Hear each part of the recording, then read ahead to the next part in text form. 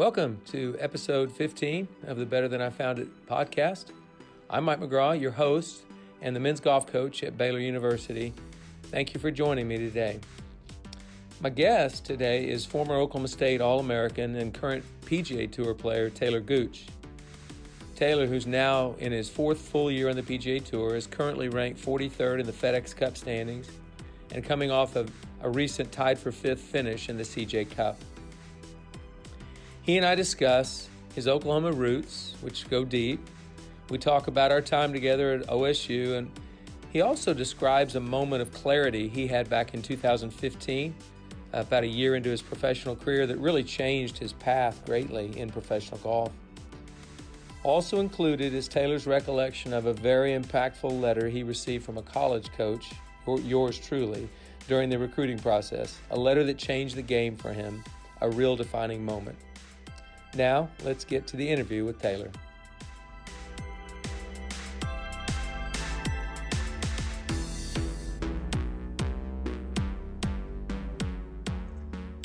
Good morning, Talor Gooch. How you doing this morning?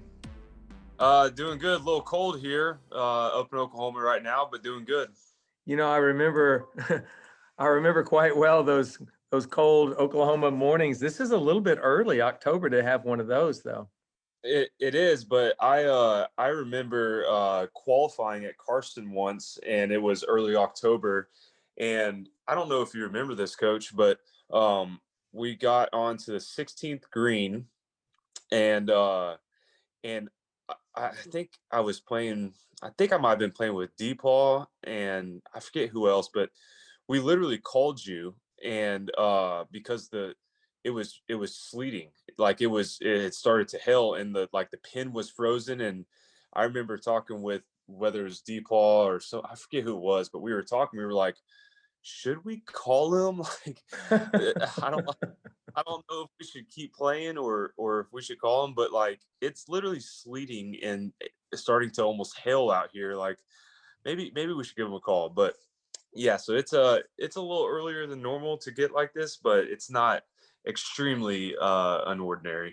Well, the real truth is you didn't want to play number 17 into that wind. That's Well, why you called me. Absolutely. We all know that 17th hole in wintertime is a little bit hair-raising, a little tough to play. But no, thank you for joining us today for the Better Than I Found It podcast. I've really been looking forward to this interview with you, just because, one, we were a coach and player combination for quite a while, and still have kept in touch all through the years. You've done a great job of doing that. And I want to tell a story for those former teammates of yours at Oklahoma State that would come over for team dinners during your time. We had a little cattle dog, Australian cattle dog named Hank.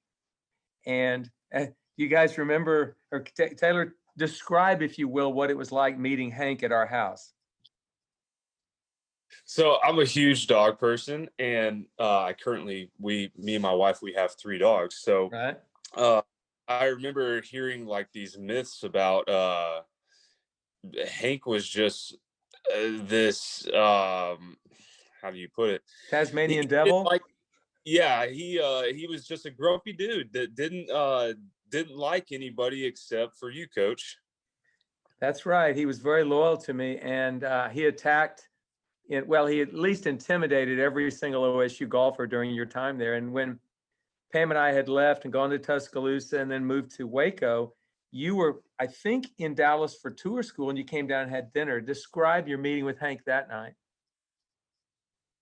He was a changed man. It's like all of a sudden he got out of Stillwater and he got happy and he started liking people. I got on your couch down in Waco, and he jumped up there, or he didn't jump up there, but he came over to me and started loving on me. It was he turned a new leaf, that's for sure. Well, I wanted your teammates from Oklahoma State to hear that story, because a lot of them don't believe that Hank ever turned over a new leaf.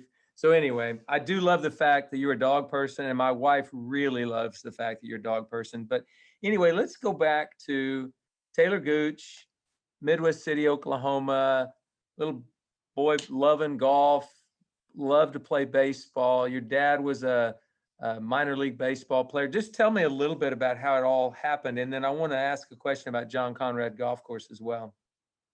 Yeah, so I, grew up in Middle City, and I played all the sports growing up: football, baseball, basketball. Of course, wrestled as a kid growing up, and obviously, a lot of baseball in my family with my dad, and I had a cousin who played in the Phillies organization, and so I think I was 12, and I was still playing baseball in the summer and golf tournament, so I was pretty busy, and I came back from Kansas City, played a little league World Series tournament in Kansas City. Came back the next day.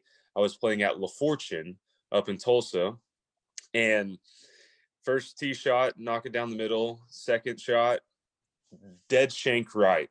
Oh, And that was one of my memory. I think my mind's tried to rid myself of it, but I know there was a bunch more that day, and it was at that point in time I thought, well, I don't want this to continue to happen, so I got to figure out what I'm going to do here, and uh, I made the choice to stop playing baseball so that it wouldn't interfere with golf. And I kind of joke with people that at the following Thanksgiving, we had a kind of a family intervention with my dad has three brothers, and like I said, baseball is big in the family, and so we all sitting there eating our Thanksgiving dinner, and the question got brought up that felt like a bit of an intervention as far as, all right, are we really going to give up baseball here? Is this the family move here? And so I think it's worked out so far. But yeah, so played all the sports growing up, and fortunately, I think I picked the right route. I think you did. But I will say you've tapped into your competitive mindset you had in those other sports. That's really helped you with golf. And I know your dad is a competitive guy, school teacher, but former baseball player. So what was his early impact on your golf? I mean, especially, I know he had the baseball impact, but what was his golf impact? I was so fortunate that my dad, he was a man of action and not of words, and you know, he never forced me or pushed me to do anything I didn't want to do in sports. But we always kind of had a family rule of like, if we're gonna do something, we're gonna bust our butt, and we're gonna make sure it's worthwhile. And my parents, I never needed for anything growing up, but my parents, they made a lot of sacrifices for me to be able to chase this dream. And so I was aware of that, and I didn't want to waste that opportunity that my parents sacrificed to give me. And one of the kind of funny story, one of the biggest learning moments in my golfing career was legitimately playing racquetball with my dad. When I was probably in freshman in high school, we started playing racquetball at the Y, the local Y in Midwest City. And my dad was 50ish at the time, so he wasn't a young spry man, but he was a really good athlete, and still to this day plays racquetball, and is active. And so he was whipping my butt, and I'm extremely competitive, and I especially don't like losing to my dad in something. And so after about a year and a half, I'm still getting my butt whooped in racquetball, and I broke a racket. Oh, wow. And it did not go over well with my dad. And quickly I learned after that, this anger and this frustration when I'm playing racquetball, it's not helping me play any better. It's not helping me beat my dad. And I thought to myself, well, I need to maybe change my attitude. And then sure enough, soon after that, I was able to kind of channel that frustration into, some positive energy, and I started to beat him a little bit. And I kind of that translated to golf, because like a lot of junior golfers, I was competitive, and I had some anger problems, if you will. I would, whether it's, throw a club here or there, or I would get, just so frustrated it would overtake me. And it's just funny, the parallels between the racquetball frustrations and the golf frustrations. And it took me getting whooped by my dad and learning how to manage my anger and frustrations on racquetball to then do the same thing with golf. And it sounds funny, but like, if it wasn't for my dad and racquetball, I don't know if I would have as early on learned how to kind of manage my emotions on the golf course a little bit. I think when I coached you, when I watched you when you were a junior golfer, at least on the outside, you had learned to mask whatever. We couldn't see it on the outside. You were well composed on a golf course, I thought. Yeah. I mean, you can fake it every now and again, but I think obviously my dad, another impact is, like I said, he's a man of actions and not a, he's going to go show you how it's done. He's not going to tell you how it's done. And he, similarly, he's pretty even kill. And so that was something that I took from him and try to apply it on the golf course. That's great. Well, one other thing that I think is interesting about your junior golf career, not only that you had an athlete for a dad who helped you, but you didn't grow up at a country club. You didn't grow up. Now, I know you didn't want for anything. You've already mentioned that, but you grew up at John Conrad Golf Course in Midwest City. That it couldn't be any more municipal than that. It's just a great place to grow up. Talk about that. Anything amazing about John Conrad? Yeah, I mean, so first of all, I grew up across the street from it, which was, pretty neat. It's like you say, it's a muni, but I mean, it's a great golf course. And I was actually kind of coming full circle this past week at Sherwood. I was with my caddy, and we were hitting some like 50 yard kind of pitch shots. And when we get in that distance, like that 40 to 70 yard distance, like I never have him get distances. I'm very feel based in that area. And he was my caddy. His name is Malcolm Baker. He's a former golfer, played over in Asia and Australia and professionally. And so anyways, he's a good player. And he just made a note. He goes, it's impressive, like from this distance, how well how much you rely on your feel and your eyes. And I attribute that to growing up at John Conrad. So first of all, there were no numbers on sprinkler heads. There was the 150 sign or 150 marker in the middle of the fairway, and that was it. So I had to be very field oriented, but also they had an old green that they had changed a hole around, and that old green had become kind of their nursery green / like for me, it was a pitching area. I think it was old number 8. Is that right, Coach? That's correct. I remember that years ago.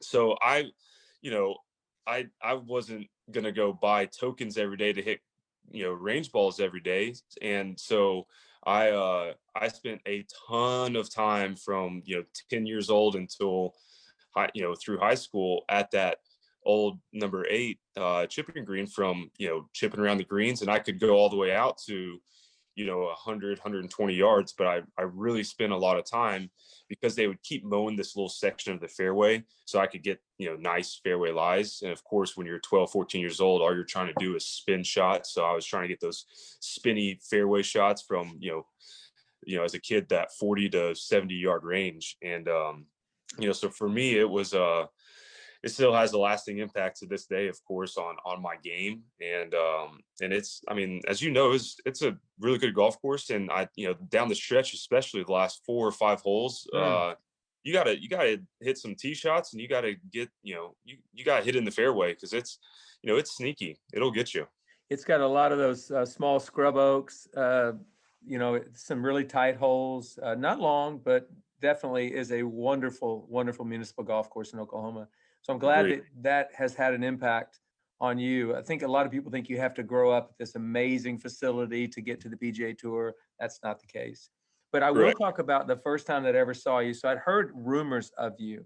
I'd heard sort of this little kid, Talor Gooch, good player. And I'd even had a couple people from Texas who had seen you play for some reason and had told me about you. But I hadn't seen you yet. You were young. And I realized you were going to be playing at Dornick Hills at the Red River shootout between the Texas and Oklahoma junior golfers. And you were paired that day with Corey Whitsitt, the best player in Texas at that age as well. And so I told Maury Rose, who runs the Oklahoma Junior Golf Tour, told me, you need to watch this Talor Gooch. He's a good player. And I'd already been told about Corey as well.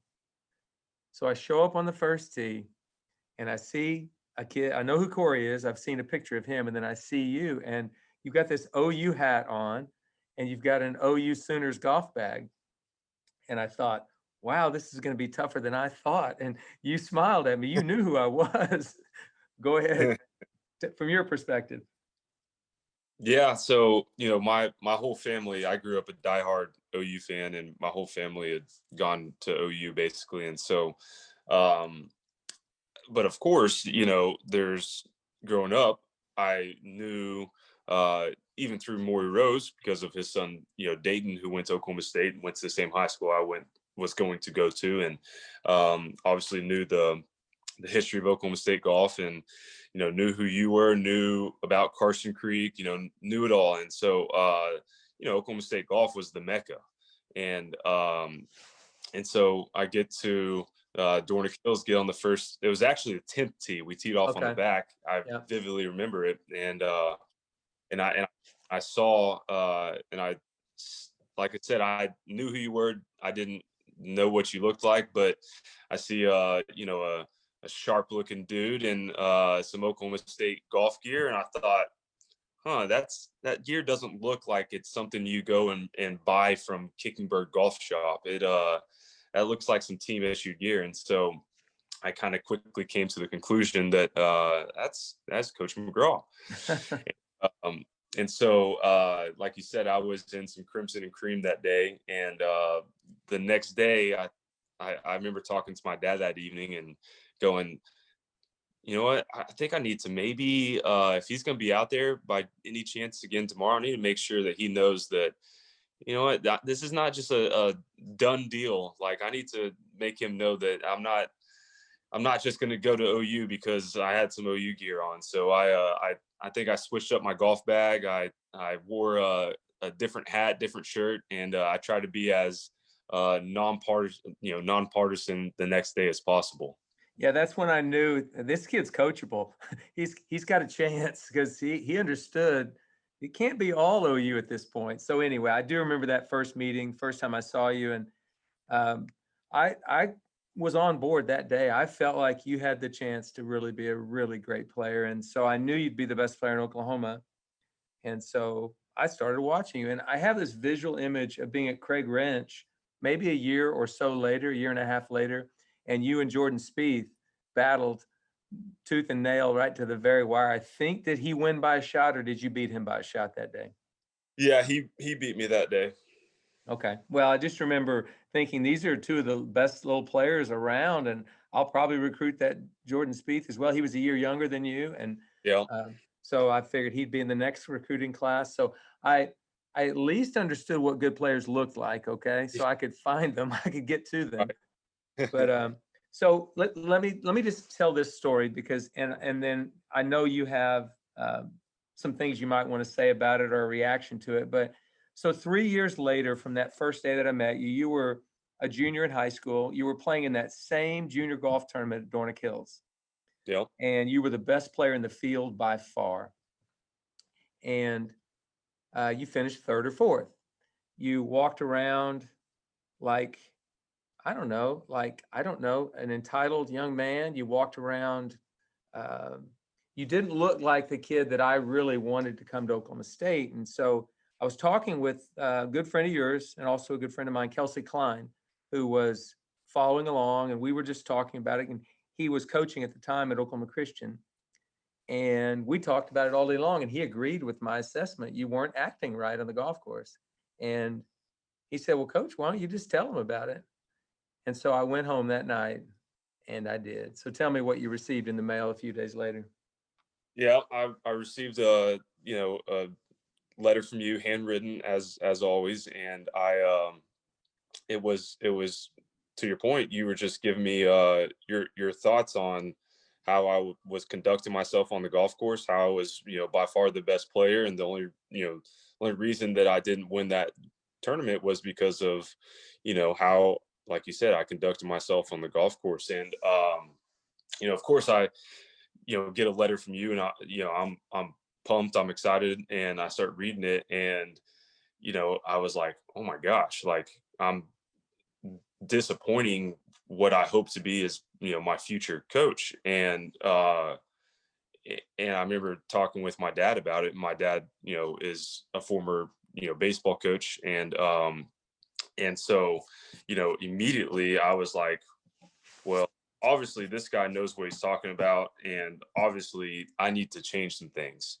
And if I'm going to be playing golf at Oklahoma State, I need to figure out how to be better in this way, and like you said, how to conduct myself like a great golfer. And I need to shape up. And so I took that to heart, and it kind of altered the path of my next year and a half, 2 years of junior golf before I got to Oklahoma State. And I think it really got my mindset in a different pathway to being prepared to play college golf at the next level and at the highest level. And because that kid, like you said, that was walking around Jordan Hills that day, that kid would have had no chance qualifying at Carson Creek, or no chance playing at the national championship at Carson Creek, my freshman year. And so that was a defining moment for sure of my junior golf career. And it's from my perspective, it took some stones for a coach at the time to be able to write that to a kid who I wasn't even committed, or I wasn't committed, or I hadn't signed. I can't remember. No, you weren't committed. You committed a month later. So yeah, that's right. And so on your end, I'm sure it took some, like I said, it took some stones to be able to write that to a kid that wasn't even committed to you yet, that you obviously wanted. But that was, I remember talking to my dad, and he loved you all along, and kind of always knew I was going to hopefully go to Oklahoma State. But I remember him basically saying after that note, he goes, he's already trying to coach you. He's already trying to help you, to, get you to become better. And he goes, and you're not even there yet. He goes, that speaks volumes. And he goes, first of all, you need to shape up. Second of all, he goes, you need to go to Oklahoma State. And so, yeah, I mean, it was, I'll never forget sitting in the house as a kid, reading that letter. So that was a big moment for me. That was a defining moment for me as well, because we had one of the best teams in the country, and we were in really a good position as a golf program at the time. I still knew that I needed to sign the best player in Oklahoma. That was not an option. If the best player in Oklahoma went someplace else, that was a failure, in my opinion. So I knew that, even though I didn't know you very well at the time, I also knew that I needed you at Oklahoma State, but I needed the best version of you that was possible. And I didn't really want to coach the kid who didn't know how to act, or was so entitled, or so there was something wrong there at the time for you. And I knew that if I didn't start being honest with you at this point, when was I going to be honest with you? So right. So anyway, that was a defining moment for me as well. And obviously, I guess looking back on it, was one of the biggest reasons I got you to come to Oklahoma State. So yeah, like you said, I think you're right. I mean, I think it was just a matter of a few weeks later is when I called you and said I'm coming to Oklahoma State. Yeah, and that was a big moment for me. And obviously, you ended up being an All-American at Oklahoma State and played on some great teams. But I do want to talk about that freshman year. We hosted the national championship at Carson Creek, and the whole lead up to it, you were this freshman, brand new to this, on a great team. I mean, this was a great team. So you jump in there and you basically make the lineup from day one. And I remember walking with you at the preview a little bit that fall at Carson Creek, and walked with you a bunch that year, your freshman year, learned a lot about you. But let's talk about, before we get to the NCAA, let's talk about Olympia Fields.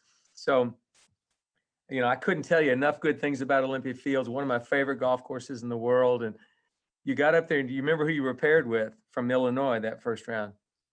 Golly, was it Thomas Peters? It was Thomas Yeah, Peters. right. And he was a freshman as well. And he stripes this tee ball right down the right center, just bombed it down there. And I don't know why we had you hitting 3-wood, but we did.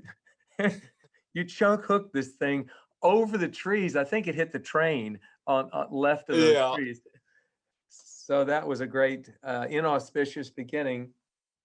But something happened later in that round that has affected you, I think, in a dramatic way ever since. Not that 3-wood that you chunked, but it's something that happened on the 12th hole. Let's talk about that for a second. Yeah. So, about 2 months ago now, almost, the second playoff event, the BMW championship, was at Olympia Fields. And so I had a bunch of these memories flood back, but one in particular, and I was telling my caddy, Malcolm, I was telling him about it. So the 12th hole is at Olympia, is a little dogleg right. You just hit like a hybrid or something off the tee to 150, 60-ish yards, and then hit it over water to the green. And my tee ball, I hit a little bit right, and you're walking with me this day, and hit a little bit right in the rough, behind some trees, kind of under some trees, and I have a shot. I can hit this like low, kind of burner under trees, but it has to carry the water, and the water is about 30 yards ish short of the green. And I'm, this 18-year-old kid who has no scar tissue at all and thinks that this game is easy. And I'm thinking, well, I have a gap. I have a shot. I can hit this 5-iron. I can keep it under this tree. It's going to fly the water. It's going to land short of the green. And of course, don't even think about the green is pitched severely from back to front. So of course it's going to not roll over the green. I'm still going to be below the hole. And so I'm just seeing this perfect shot. And so you walk up and you say, hey, all right, what are you thinking here? And I said, well, I'm going to, hit this, low cup 5-iron. It's going to land over the water, on the green, easy. And you go, okay. I'm like, that's, I'm sure you can do that. And you go, but that's kind of a low chance shot. So it's a high risk shot, low chance. Like, you're a pretty good wedge player. If you want, you can chip it out to the side, and I guarantee you're going to have a good chance at par, and that's going to take some of the stress off of this shot. And you go, and at worst you're going to make bogey. And I was like, yeah, but like I won't have a chance at birdie. Like I want to get a birdie chance, and I can hit this shot. So you go, all right, let's see it. Sure enough, I hit it right in the water, and I end up making a double bogey. And we're walking off the green, and you said, hey, you go, I like your enthusiasm, and I know that you can hit that shot on any given day. You go, but this is a long career, and you got to play some averages sometimes. And you're a good wedge player, like I said. And if you just chip this out to the side, at worst, you're going to make a bogey, and you're going to have a good chance at par. And you go, and the residual effect of that is going to, that's going to last the rest of the round. Anytime you make a big number, there's some residual to that. And, I just think moving forward, you need to think about, how do I make this game easier on myself? And it's not by hitting the perfect shot anytime you have a chance to. It's about making the smart play and making the game as easy as possible on yourself. And so for me, that is one of the longest lasting impressions. I mean, to this day, it's still how I play golf.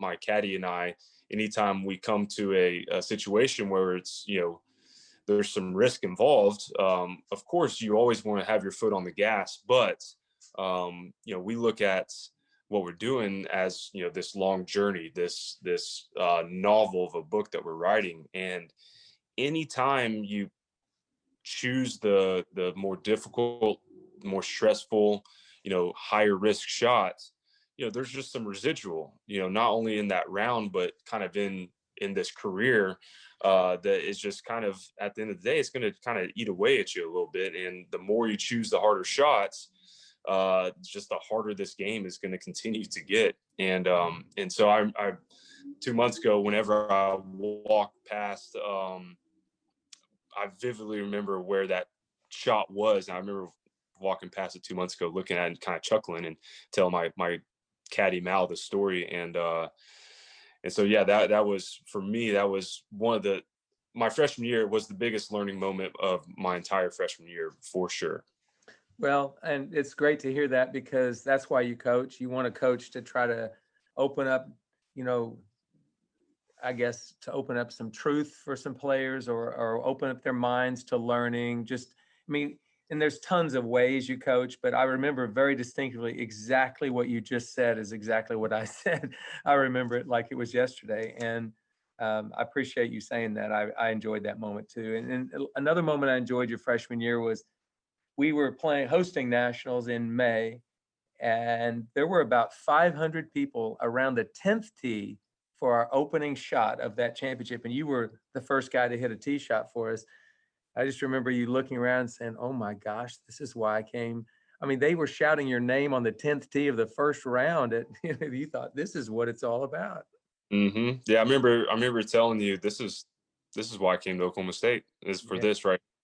And yeah, it's funny because, I actually hit a really good tee shot, and it kind of went into what I call the memory bank. And because there's been, because I was, by the way, shaking in my boots. And so my coach, Steve Ball, and I always talk about shots being in the memory bank, and times that you draw back on.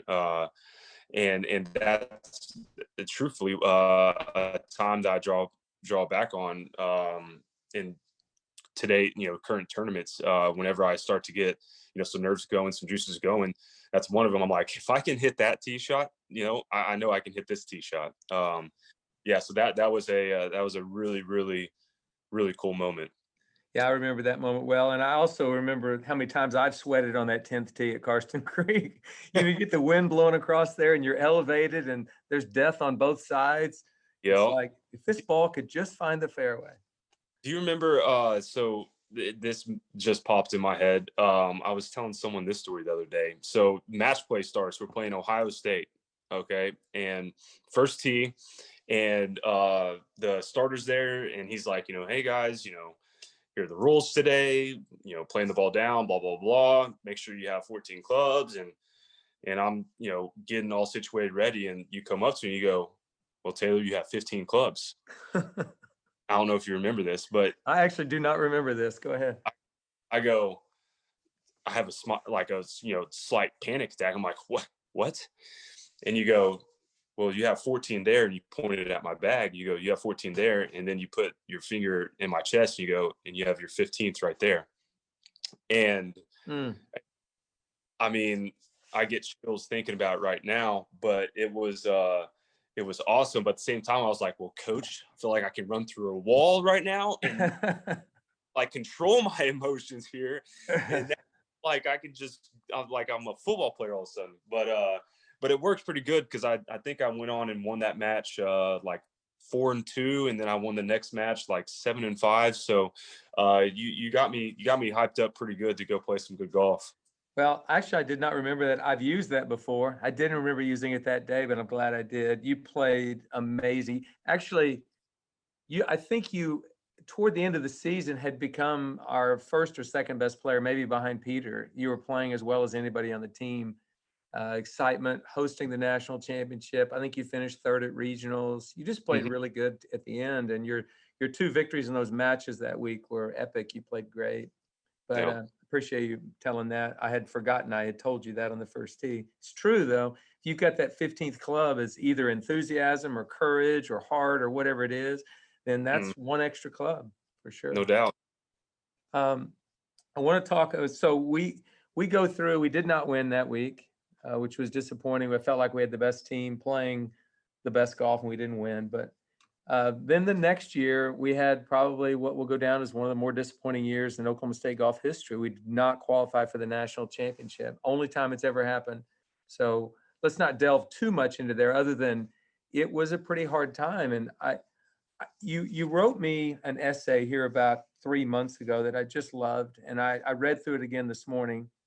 And you were talking about that difficult time and my coaching during that difficult time. So if we could talk about that a little bit, because the time itself isn't significant. We're all going to have low times in life. You're not always going to play great on the PGA Tour, but it's how you handle those times. So I was trying to get you guys through that time, a low time that year. Let's talk about it. Yeah, I mean, that I always tell people that, my 4 years at Oklahoma State were a very unique 4 years at Oklahoma State, and but I wouldn't change them for the world because, there was a bunch of ups, there was a bunch of downs, and we had to learn how to fight through adversity, and you so badly in this game, I think, try to control so much so often, and we want to do so well that we tend to, at least from my experience, a lot of golfers I know, we tend to try too hard almost. You can get to the point where your hands are on the wheel 10-2, and you're trying so hard that it's actually having negative effects. And that was, I remember going through that year. It's like we were just banging our heads against the wall, trying so hard to do so well, and it was a tough year, and it just wasn't happening for us. And it felt like everybody was doing what we could, but it was just it was a tough time. And but we bounced back the next year. But for me, it was, you look back and you just think about all those tough times are what created what became the next couple seasons a team that was really, really good. Because first of all, I come in, being my perspective, I came into like you said, my freshman year, I'm just kind of along for the ride with Hoff and Kevin Tway and Peter Uline, and we had a great team, but I was kind of riding the coattails that year. Those guys were absolute studs, and then the next year, they're all gone, and then I was instantly forced into this role of I was kind of the lead man, and I wasn't ready for it.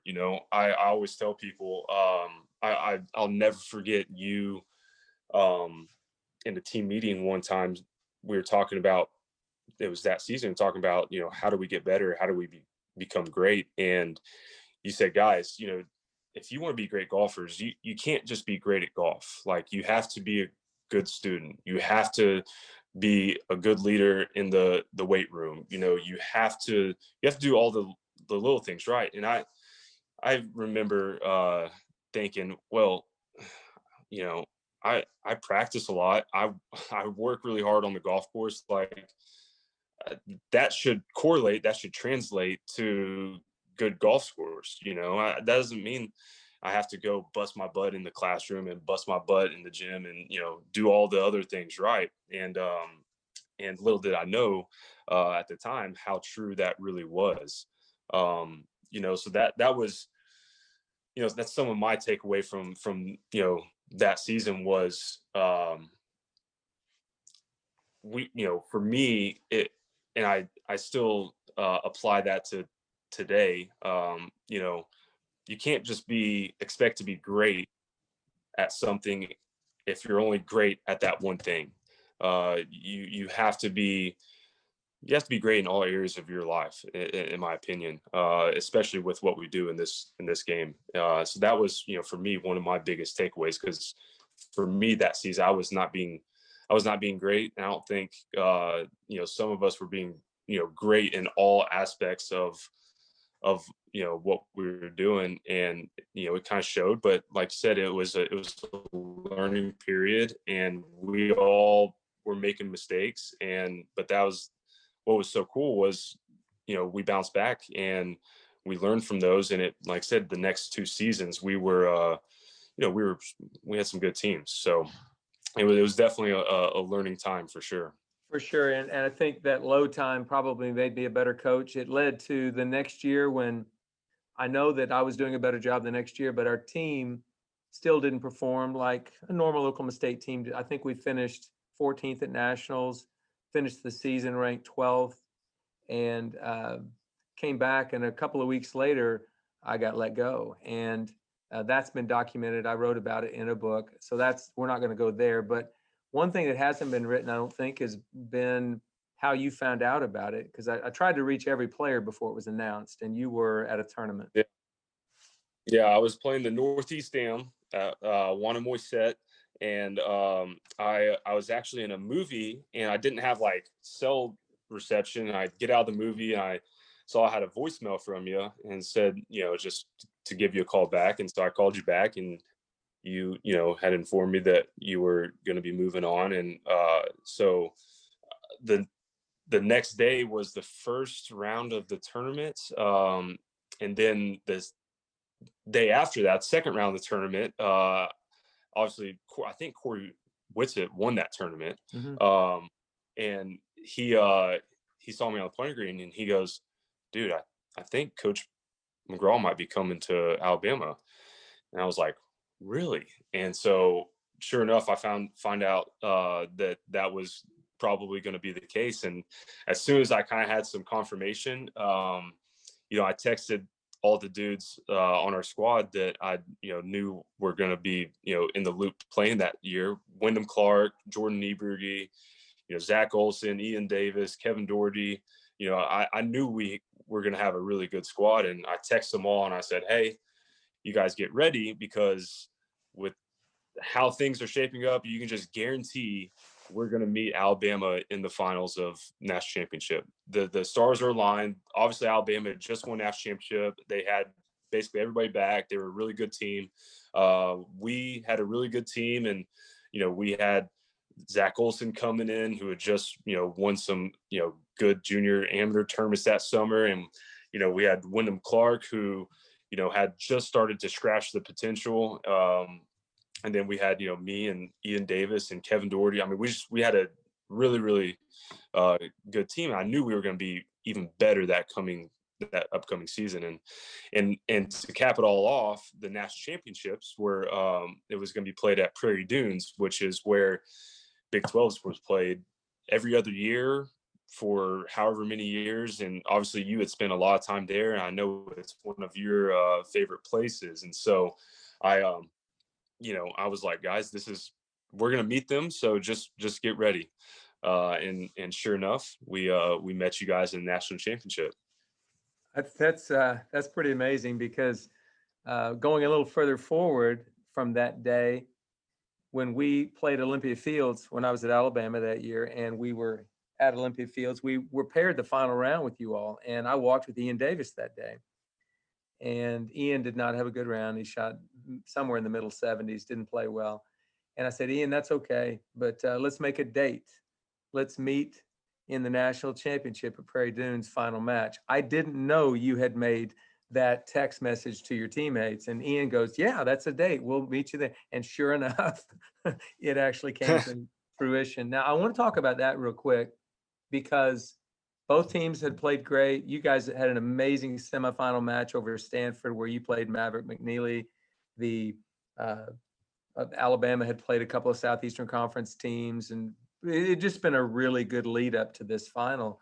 But it wasn't lost on me that I was going to be coaching in a match where all 10 players that I'd either coached or recruited to Oklahoma State, every one of them was one of my players. And I got to tell you, we were on the first tee, you and I and Bobby Wyatt, and it was real tense. There were 400 or 500 fans around the first tee, and I remember looking at the two of you. You weren't saying anything. You were just standing there, stone-faced, and I said, boys, I don't know about you, but I'm scared to death. And you guys both kind of chuckled. Like, I just tried to get the levity there, because that match was amazing, and Bobby made a hole-in-one on you. Yeah, golly, and it was not they're all lucky, but that one was especially lucky. Do you remember it? Yeah, he hit it to the back of the green. It spun all the way down, didn't it? Oh yeah, he like one-armed it. He's like went to his bag. I don't even know if he actually saw it, but hey, a hole-in-one's a hole-in-one. He got it. But yeah, that was a was a crazy day, crazy match. And yeah, I vividly remember when you came up and said that as well. That was that kind of lightened the mood a little bit, if you will. Yeah, and you know, as much as I was elated for the Alabama guys because they were my current team, and Jay Sewell had made it such a great place for me to be for 1 year, but I was equally as gutted for you guys because, I mean, I'd coached you, I'd recruited you, I'd done all of that. We'd been through some really hard times together. So I'll never forget being sort of conflicted in emotions and feelings. And I was telling my assistant, Mikkel, this morning, I don't know how many times it's going to happen where a coach will be put in that exact situation at the national championship in the finals. It may not happen again. Who knows? But I was gutted for you guys because I knew how bad you wanted it. Yeah, it was, and almost vice versa. You know, as obviously as gutted as we were, you know, we were all, you know, if we could lose to one team, one person, it would have been you and you guys. So that, I mean, it was the best worst case scenario, if you will. So yeah, that was like I said, I'd be shocked if that's happened before, and I'd be shocked if it ever happens again. So that was man, that was crazy. Well, so we move on. You graduate. You were an All-American that year, third team All-American, and take me through your professional career because right now you're having a lot of success. You're on the PGA Tour. You're an established member of the PGA Tour. It's been your dream since you were a little boy. So, one, take us through the stages of where, because you didn't start from the day you graduated on the tour. You know, you had to get there, and then talk about, if you will, the biggest key to your improvement. So go ahead and give me that. So, you know, I turned pro. I'd been playing well at the time, right at the end of the season as I turned pro, and get to Q school that fall, and second stage Q school, I finished 19th and 18 advanced, and so it was obviously gut wrenching because I'm, you know, starting back at square one come January 1st, you know, the following year, and um, I I vividly remember at second stage Q school playing with a dude. I forget his name, but I think he was 40 at the time and had a family. You know, had 2 or 3 kids, and I just remember thinking, you know, I'm 22. I still had never paid taxes. Like I just had no idea about anything, and I remember thinking like, wow, like this guy. I mean, he has it all on the line. You know, he has to literally be feeding his kids, and he's trying to make a living, you know, doing this. And anyone that knows about this game knows that making a living in this game is not easy. And so um that really stuck with me, and of course it was heartbreaking to not get through Q school that first year. And the second year comes along, and I'm playing well going to Q school, get to final stage Q school, and then I actually had a back injury. I'm warming up for the final round. I think I'm around 15th place going into the final round, and I have a back injury, and my back I had a prior injury that flared up on me, and I couldn't hit driver more than about 225 that day. I couldn't hardly turn, and so it was just terrible timing. But it kind of comes back full circle. You know, I was working hard. I was practicing a lot, but I wasn't being great in every facet of my life. You know, everything from you know, as a son, as a friend. I was dating the girl that I'm now married to, and I wasn't being, you know, a great boyfriend. I was very selfish at that time of my life, and I was not doing all the right things. And so I'm sitting there a week after missing getting through final stage Q school and getting my card, and I'm sitting there. It was a pretty low point for me, and I'm laid up because I have a back injury. You know, I don't have good enough status on the web.com to get to any tournaments. I'm now going into the third season as a professional, and I have nothing to show for it. And it comes back full circle to what we talked about a minute ago of being great in everything that I do. And I wasn't being great. And it was a a moment of clarity for me where I realized, you know what, if I'm going to do this, like I'm not just a golfer. Like I need to, this needs to be everything.